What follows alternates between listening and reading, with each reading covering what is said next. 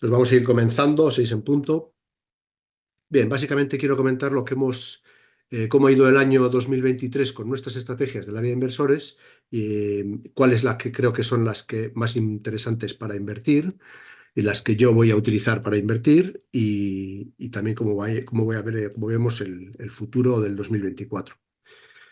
Pero insisto, cualquier cosa me interrumpís porque voy a enrollar con mil cosas, y hablo mucho y si tenéis alguna cosa que os interesa hablar, me interrumpís y sin ningún problema. De acuerdo, bueno, entonces vamos al lío. Bien, las estrategias automáticas o semiautomáticas cuantitativas del área de inversores han tenido beneficios las dos que yo más he recomendado. Si seguís mis correos, hay gente que lo sigue más a menudo, gente que lo sigue menos.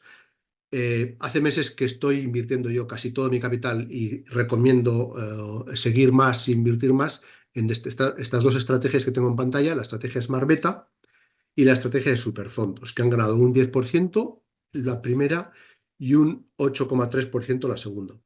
Estos son dos sistemas muy maduros, llevo muchos años con ellos ya, desde que los algoritmos los desarrollé, muchísimos años, pero invirtiendo con ellos de modo real, pues 4 años en el caso de los superfondos y la estrategia Smart Beta creo que llevo a 6 años. Em, lo que podemos comentar de estas estrategias son resistentes a muchos tipos de escenarios y este año me lo han demostrado, porque este año ha sido un año bastante complicado. Si nos fijamos en, un momentito, en los resultados, o cómo ha ido el S&P 500 en este caso durante estos 2 últimos años, pues vemos que ha sido, bueno, con muchos vaivenes y muchos saltos y sustos, ¿no? El año 2023, como vemos, empezó en diciembre del 2022, el S&P 500 estaba cayendo y rebotó muy fuerte en enero-febrero. Luego cayó, luego volvió a subir, luego volvió a caer. Entonces, este escenario es difícil para cualquier inversor y para las estrategias cuantitativas, que son como inversores con una fórmula muy rígida, pues también, lógicamente. Y sin embargo, yo creo que lo han hecho relativamente bien ambas estrategias. En concreto, las rachas de pérdidas han sido muy inferiores a las que ha tenido el propio S&P 500. Eh, Aquí en este gráfico se ve que el S&P 500 ha tenido una racha de pérdidas. Bueno, en el año, la máximo drawdown de los últimos 2 años, viene aquí abajo, es del 25%. Ángel dice, pero ha tenido mínimos crecientes. Vale, ahora me lo vemos. Antes que se me olvide la idea. El 25% ha sido la máxima racha de pérdidas en el 22 y en el año 23 la máxima racha de pérdidas ha sido en esta caída hasta finales de octubre, que ha sido del 11%, una cosa así. Pero si vemos el mercado eh, con un poco más de detalle, vemos que ha sido un año, el año 2023, muy difícil. Fijaos que eh, estaba cayendo en diciembre del 22 y subió muy fuerte en enero hasta febrero. Luego volvió a caer. Luego volvió a subir y se quedó un poco como parado en el nivel 61% Fibonacci. Después subió hasta aproximadamente agosto, subió muy fuerte hasta los máximos recientes, 100% de Fibonacci. Y de ahí la caída fue muy brusca. Estas son las caídas que matan a todo el mundo. Una caída con mínimos, como dice Ángel, ha tenido mínimos crecientes en muy largo plazo, sí. Pero fíjate, Ángel, en esta caída desde julio, mínimos y máximos decrecientes, con bastante claridad, perforando niveles de Fibonacci con mucha fuerza y al final perforando la media de 200 días hasta y perforando el nivel 61% Fibonacci. En este momento, a finales de octubre, y además con una macroeconomía que nos estaba diciendo todo el mundo y los indicadores macroeconómicos que la cosa iba fatal porque los tipos de interés están altos, todo se iba a frenar. Entonces, estas situaciones son las que matan a los inversores porque aquí hay que salir corriendo. Porque así como cayó muchísimo en el 2022, podía haber caído lo mismo en el 2023. Sin embargo, como siempre, la bolsa siempre sorprende, la subida desde principios de noviembre ha sido vertical. Entonces, en este escenario que el hecho de que tanto los superfondos hayan ganado un 8,3% como la Smart Beta haya ganado un 10%, a mí me resulta satisfactorio. No es una gran rentabilidad, pero es una buena rentabilidad ajustada al riesgo, porque el riesgo que hemos corrido en la estrategia Smart Beta, estando en octubre y en noviembre en liquidez, ha sido muy bajo. Y en la estrategia de superfondos estuvimos en octubre invertidos, pero en noviembre estuvimos en fondos conservadores. Entonces hemos arriesgado mucho menos que el mercado, porque claro, siempre podemos decir, bueno, pues en vez de invertir con un control del riesgo, como hacemos en estas estrategias del área de inversores, invierto siguiendo el índice y tiramillas, porque como el índice rebota, capturamos los rebotes desde el comienzo. Pero en mi opinión, la estrategia pasiva, que es invertir en los índices, es terriblemente arriesgada. Ya lo he comentado en muchos correos y tal.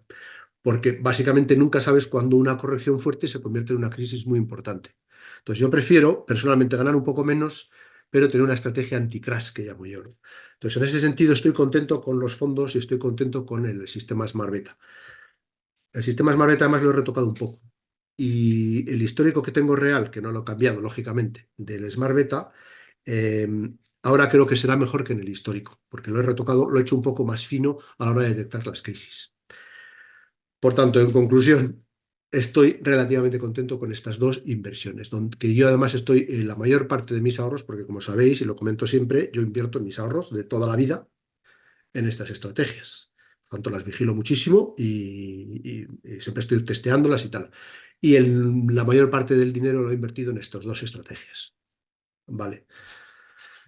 Simplemente quería comentarlo para que sepáis un poco mi visión de estas estrategias y tal. Em,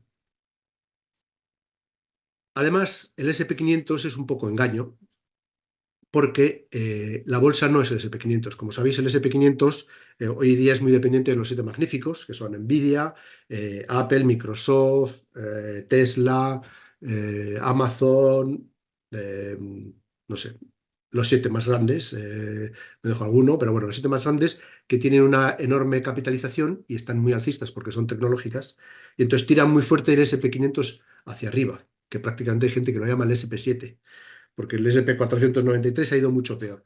Pero podemos verlo en el Russell 2000. Ahora cuento, Agustín.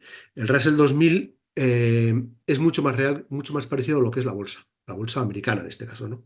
Entonces, si os fijáis en el gráfico del Russell 2000, pues bueno, ha ganado dinero, pero fijaos qué bandazos.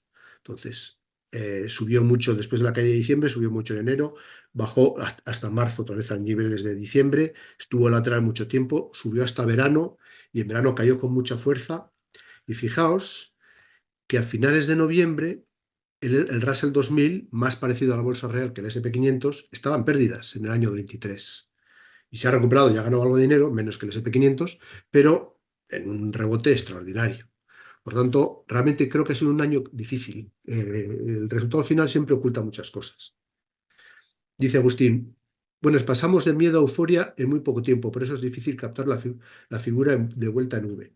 Ahora ha mejorado el fondo del mercado con el Russell rompiendo alza en lateral de consolidación. Vale, estoy bastante de acuerdo, Agustín. Acaba de superar máximos el Russell 2000, lo que pasa que un nuevo método de inversión, que ya os lo vengo advirtiendo hace tiempo, que son los dividendos. Y claro, es que no me da tiempo a todo. Y los dividendos, esta es mi cartera de dividendos actual. Todavía no la he puesto en el área de inversores, pero la voy a colgar enseguida para que el que quiera la pueda replicar o ver lo que estoy haciendo y seguirlo, parciarlo totalmente. Entonces, os quiero contar un poco ahora, si me permitís, eh, cómo funciona esto de los dividendos, qué espero de ellos y cómo lo voy a hacer yo, para que podáis hacer lo mismo o parecido o tal. Incluso si me podéis ayudar, mejor, porque esto es que al final uno no tiene tiempo para todo. Entonces, esta cartera de dividendos la comencé en noviembre del año 2022, noviembre, mediados de noviembre. Y aquí abajo os la voy a enseñar en directo, la que voy a colgar en el área de inversores, que estará en, la tengo por aquí. Esta es la cartera en directo, vamos, en directo en la página web. La tengo colgada online, la voy a dejar en el área de inversores. Como veis, tengo 15 acciones. Voy a aumentar a 20 al menos, porque me parece que son pocas. Y esta hojita de cálculo llevo depurándola un año. Creo que la tengo bastante bien ya, aunque es un poco trabajosa, pero bueno, os la podéis descargar. Agustín ha cazado al vuelo en Bridge. Creo que te mejorará en Bridge por periodo estacional. Eso espero, porque llevo un 15% de pérdida en Enbridge, aunque no es la peor, porque en la maldita Algonquin Power Utilities estadounidense lleva un 47% de pérdida. Pero bueno, os comento un poco la hoja de cálculo porque la podéis descargar. Venís aquí a File, Salvar como, y os descargáis esta hoja de cálculo Excel y la podéis utilizar, que yo creo que la tengo tan bien depurada que yo creo que os puede venir bien. Entonces os voy a contar un poco cómo está hecha esta hoja de cálculo por si queréis utilizarla.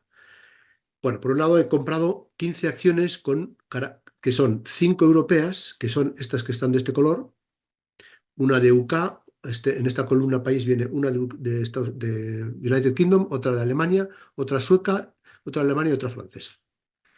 Y 10 americanas, todas de US, por tanto en dólares. Y estos en euros, aquí tengo la divisa, ¿dónde tengo la divisa aquí? Esta de UK en libras, en peniques, la sueca en coronas, 3 en euros y 10 en dólares. Es un poco lío invertir internacionalmente, por eso es importante tener un seguimiento preciso. Entonces, he conseguido más o menos hacer bastante preciso el seguimiento. La clave es, he comprado, lo primero, acciones que tienen no únicamente alto dividendo, ya sabéis la idea, ya la he contado en algún artículo y tal. La idea de los dividendos no es comprar acciones de alto dividendo, sino de dividendo creciente. ¿Por qué? Porque si tú compras una acción que aunque solo de un 4 o un 5% de dividendos, pero todos los años crece, y por supuesto todos los años da dividendos, eso mejora muchísimo los resultados. Y aunque tenga caídas en bolsa, como de hecho me están cayendo aquí algunas acciones, esta me ha caído un 47%, como vas recomprando con los dividendos en las que están baratas, cada vez más barato, a largo plazo ganas dinero. ¿Cuánto dinero? Según los cálculos de varios libros que he leído y, bueno, mis propios análisis, que he hecho unos cuantos, los dividendos pueden ganar una rentabilidad compuesta anual del 12% si el mercado es el promedio. Entonces, estos son matemáticas.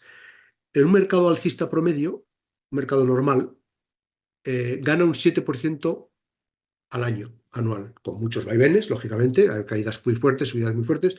Este es el promedio de los últimos, no sé si 40 o 50 años. Si compras acciones que dan un dividendo inicial del 5% e incrementan un 10% su dividendo cada año, esto son matemáticas, esto es así de sencillo. Al final de 5 años ganas un 12,3%, al final de 10 años un 12,8%. Pero además, en el caso de que la bolsa baje, es decir, imaginaos que entramos, los próximos 10 años son fatales para el SP 500, para el Eurostock y para todo el mundo, y la bolsa baja, un promedio de los mercados bajistas suelen tener un promedio de caídas del 1,2% de caída anual. Es decir, en 10 años baja un 12%, bueno, un poco más. Bueno, pues en ese caso, una cartera de dividendos que da un 5% e incrementa su dividendo un 10% al año, gana tras 5 años un 5% al año y tras 10 años un 7,5%. Es decir, en 10 años un 75%. Lo que en un mercado pierde el 12, un mercado bajista pierde un 12, una cartera de dividendos ganaría un 75%. Esto es un poco teórico, ya os lo digo desde ahora que yo no lo tengo probado con mi propio dinero. La idea es replicarla en formato comprar y aguantar, un poco igual que los bonos. Es decir, ¿cuándo voy a vender estas acciones? Nunca. Como dice Warren Buffett, el mejor periodo para invertir, el mejor tiempo para mantener una buena acción es no vendas nunca. Dala en herencia incluso. Bueno, pues esto con dividendos es un poco parecido. No voy a vender ninguna acción nunca, baje lo que baje y haga lo que haga en bolsa. Es más, voy a recomprar con los dividendos que voy a obtener. Las que más bajen, más las recompro. Salvo una cuestión. Bueno, dos cuestiones. Que no me den el dividendo que me tenían que dar, cosa que me ha pasado en un par de acciones. Por ejemplo, esta, ¿dónde está? Que no la veo. Aquí en esta columna, dividendos netos y porcentaje sobre compra es el dividendo que me ha dado cada acción. Todo esto son fórmulas que las podéis ver cómo están hechas y tal. Entonces, esta acción que es Castellum, que es la acción sueca de real estate, de inmobiliaria, la maldita de ella solo me da un 1% de dividendos, algo que no había hecho en las últimas décadas. Entonces, me ha bajado mucho el dividendo que me ha dado. La voy a vender, porque me tiene que dar lo que ha dado en los últimos años. Si baja de dividendo, algo falla, ¿no? Entonces, esa es la estrategia de venta. Si baja de dividendo, también me ha ido mal esta otra. Esta tengo que analizarla a ver qué le ha pasado, pero es el único criterio es que bajen de dividendo. Dice Agustín, buy and hold, así tiene Kraft el abuelo Warren Buffett, supongo, que pierde un 90% y la está promediando. Sí, la estrategia de comprar y mantener de Warren Buffett le ha dado unos rendimientos impresionantes, a costa de tener grandes rachas de pérdidas, pero gana muchísimo. Por cierto, tengo una idea de Warren Buffett que os la voy a pasar en breves semanas, cuando tenga un poco de tiempo, que es, creo que muy, muy buena. Ya os la pasaré. Sí, esta estrategia de comprar y mantener es muy volátil, pero yo creo que con dividendos puede ganar mucho dinero. Bueno, un poco el promedio que se dice. Bueno, os he dicho, un criterio de venta será que el dividendo no sea lo mismo que los años anteriores. Y el segundo criterio es el payout.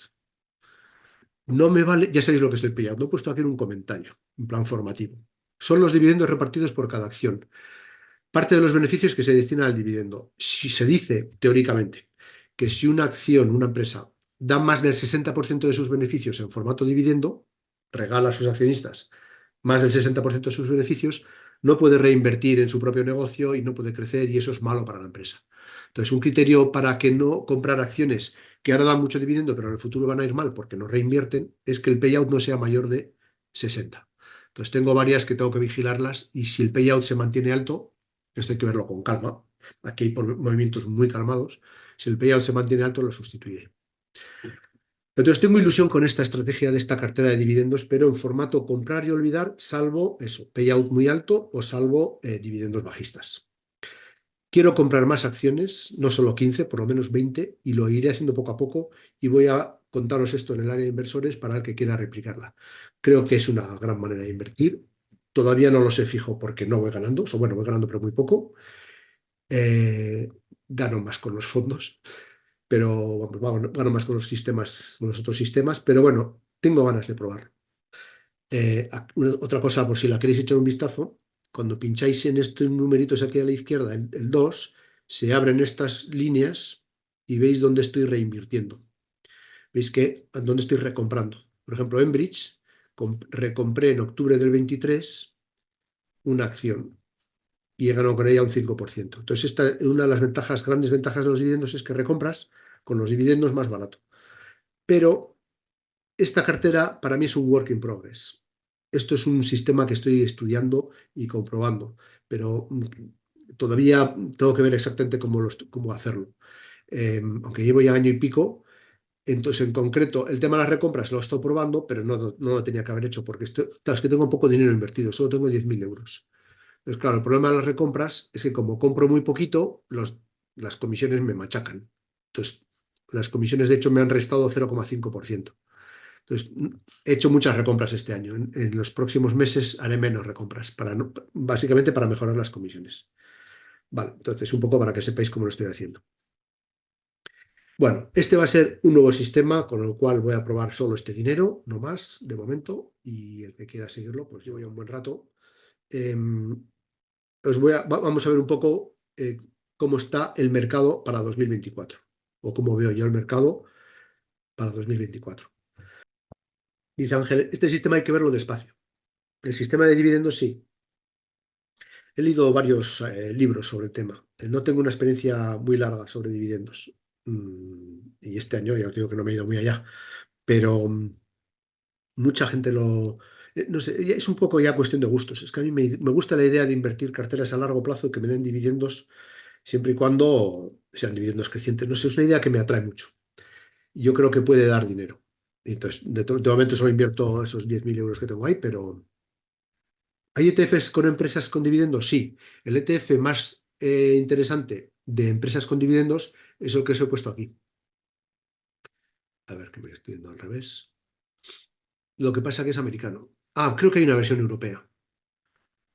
Joder, ¿dónde está? Un momentito.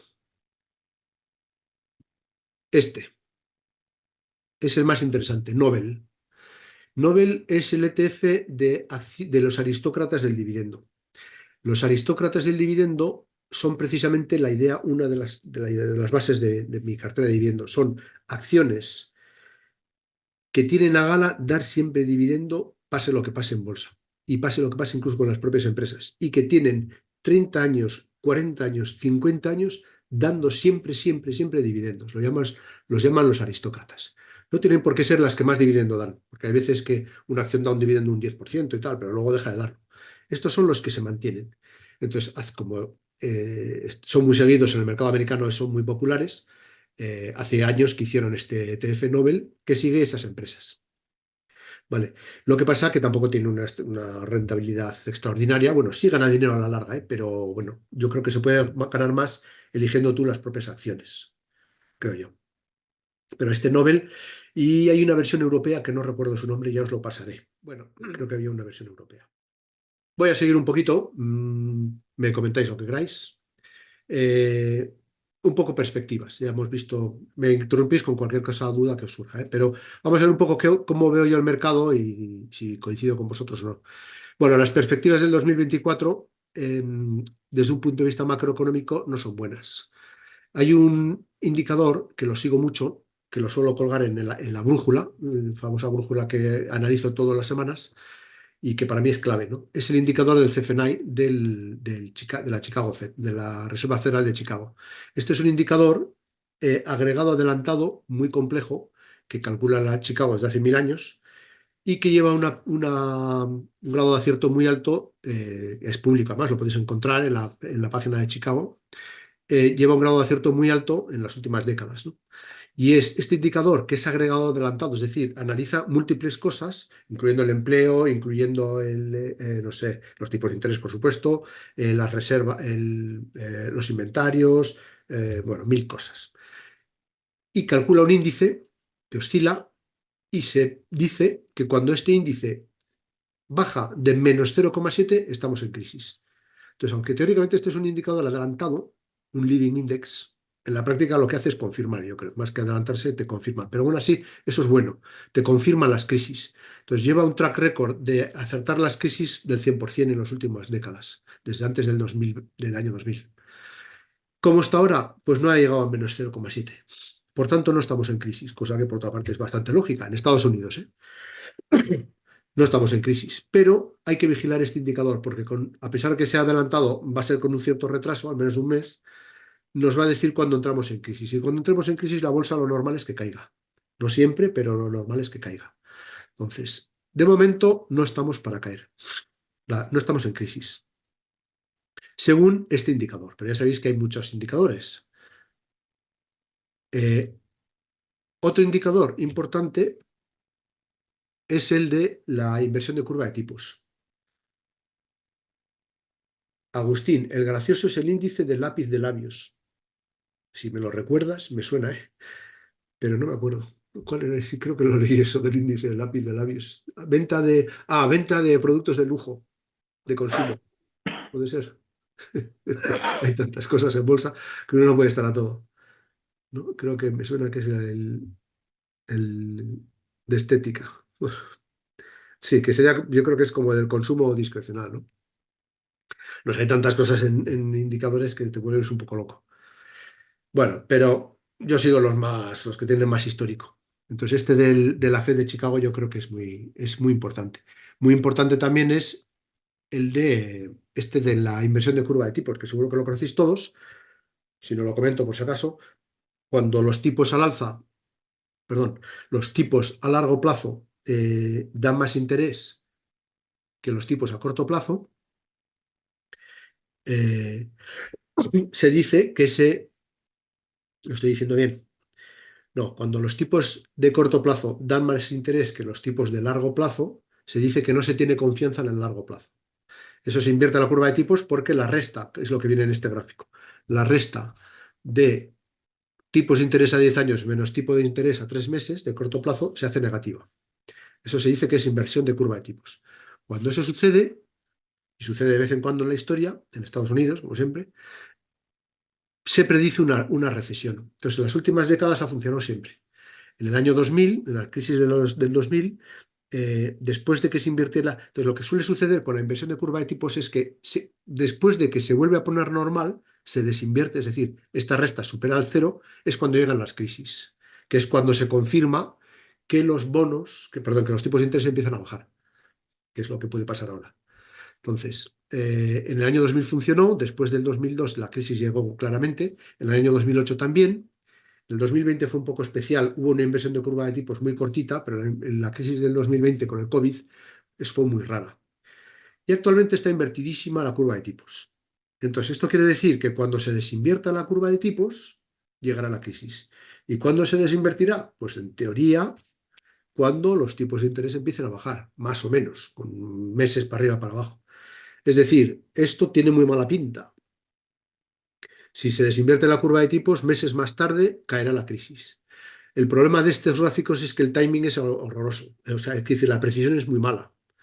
Nadie puede decir con este gráfico si va a caer la crisis en junio, en marzo o en diciembre. Entonces, pero hay que vigilar este gráfico. Cuando se desinvierta la curva de tipos, puede llegar la crisis. Lo normal es que llegue una crisis. Que luego sea más fuerte o más suave, no lo sabe nadie. Pero esto tiene mala pinta en el 2024 probablemente. Pero bueno, hay que vigilarlo semana a semana. Otro indicador muy interesante es otro indicador adelantado es el del Leading Index del Conference Board. Este Conference Board es una empresa o una asociación, es una asociación, me parece, que calcula un montón de cosas también, parecido al de la Fed de Chicago, y nos dice cuál es la probabilidad de que haya una crisis. Bueno, pues por no enrollarme, ya lo veis en el gráfico. Cuando baja del nivel -4, hay una alta probabilidad de crisis. Es una señal de recesión. ¿Y cómo estamos ahora? Pues por debajo de 4. Según este indicador, va a llegar una crisis. De nuevo, no hay precisión para decir cuándo, pero estamos en un momento de riesgo. Vale. Este indicador lo sigue mucha gente, también es importante, porque además también es un indicador agregado. Utilizan muchos otros subindicadores de empleo, de consumo, de gráficos, de todo. Entonces, de nuevo, malas perspectivas. Y claro, pues al final hay tantas cosas. Bueno, antes de terminar, para mí un indicador muy importante es cuáles son los beneficios de las empresas. O sea, cuando las empresas ganan mucho dinero, a medio plazo tiende a subir la bolsa.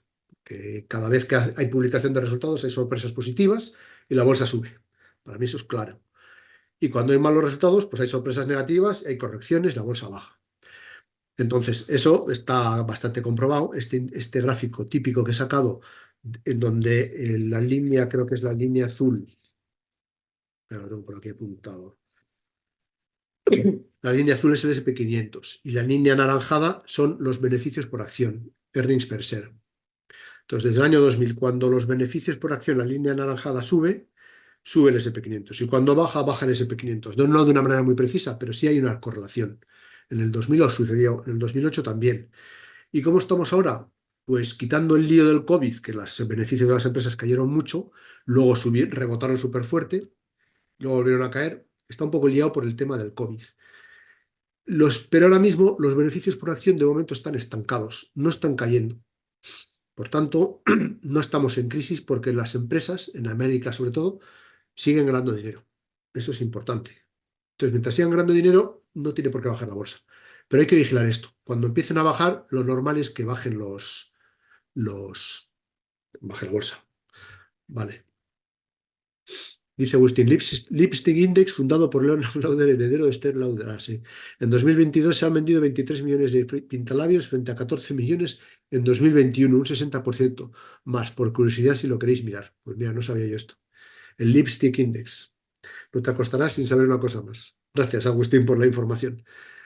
Hay que ver cuántos pintalabios se venden para saber cómo va la bolsa. Bueno, me lo voy a apuntar para seguir un poco el tema. No sé si tendrá mucha. Luego, cuando haces un backtesting, las cosas no suelen funcionar muy bien. Pero bueno, es una información interesante. Gracias, Agustín. Vale, decía, los beneficios, por tanto, creo que son importantes. Y los beneficios van a depender de los tipos de interés, en buena medida. Tengo este gráfico que encontré hace tiempo, que lo sigo bastante, que relaciona en la parte inferior los tipos de interés al alza, bueno, al alza, a la baja, lo que sea, y en la parte superior los beneficios de las empresas, earnings per share mensualmente. Entonces, fijaos que cuando suben los tipos de interés, esto creo que lo he comentado alguna vez en la brújula. Cuando suben los tipos de interés, al de un tiempo bajan los beneficios de empresas. ¿Veis? Suben y luego bajan, pero siempre con retraso, cosa que es lógica también, para mí la lógica es importante. Los tipos de interés tardan en afectar a las empresas y a la economía, pero acaban afectando. Siempre con retraso, suben los tipos de interés, bajan los beneficios. Y en este último ciclo, de 22 a hoy en día, han subido los tipos de interés, han bajado un poco los beneficios, pero no mucho. Entonces, con más tiempo yo creo que bajarán los beneficios de empresas y por tanto creo que bajarán la rentabilidad perdón, bajará la bolsa, vaya, el SP 500. Por tanto, las perspectivas no son buenas, pero tampoco son negativas ahora mismo. Hay una mezcla de cosas, como veis. Entonces, yo después de reflexionar muchísimo, llevo años haciendo estos estudios semanalmente. Bueno, hay otros muchos indicadores. Yo compro montones de cosas. El PER de Shiller, que está alto y eso es muy malo, pero el empleo y el consumo están fuertes y eso es muy bueno. El ciclo de los presidentes, que parece que no, pero influye mucho. Es decir, el hecho de que este 2024 sean elecciones en Estados Unidos hace que la administración, en este caso Biden, quiera mantener la economía fuerte para que le vuelvan a votar. Esto parece que no, pero influye muchísimo. Entonces, este cuarto año alto de ciclo de los presidentes, Biden se va a preocupar de mantener la bolsa, bueno, por lo menos la economía fuerte. Entonces, eso es bueno. ¿Cómo lo va a hacer? No lo sé, porque ya no sé si se puede seguir endeudando. La liquidez del sistema es un valor a vigilar. En fin, hay tantos factores que realmente predecir qué va a pasar en el 2024, pese a que os he contado todo esto, la verdad es que yo no lo sé. Ya veis que soy brutalmente sincero, no tengo ni idea qué va a pasar en el 2024, pero sí sé que haciendo un seguimiento preciso de todos estos datos voy a reaccionar a tiempo y mis sistemas van a reaccionar a tiempo, espero al menos, ¿eh? Y lo que siempre digo, la clave no es predecir, porque predecir es imposible. La clave es reaccionar rápidamente. Y el seguimiento, claro, y reaccionar rápidamente implica estar muy informado de todos estos temas y demás. Y tener un método, claro. No solo la información está si no sabes qué hacer con ella, y tener métodos. Entonces, mi conclusión, ahora mismo, como dice en los datos de la brújula que cuelgo todas las semanas, el mercado está fuerte. 66 puntos, el mercado está alcista. Muchos indicadores tienen fuerza, no todos, hay un mix de cosas, pero el mercado está bien. Por tanto, ahora, full invested. Hay que meterse en bolsa porque la cosa va bien. Y a medio y largo plazo hay perspectivas malas, pero que quizá no se cumplan, porque hay tantos factores y hay que vigilar todos los factores. Ya sabéis que hace años hubo una empresa que sistematizó lo que predecían las grandes empresas de predicciones de mercado, los grandes gurús del mercado, casas de inversión que decían cómo iba a ser el año entrante y no sé qué.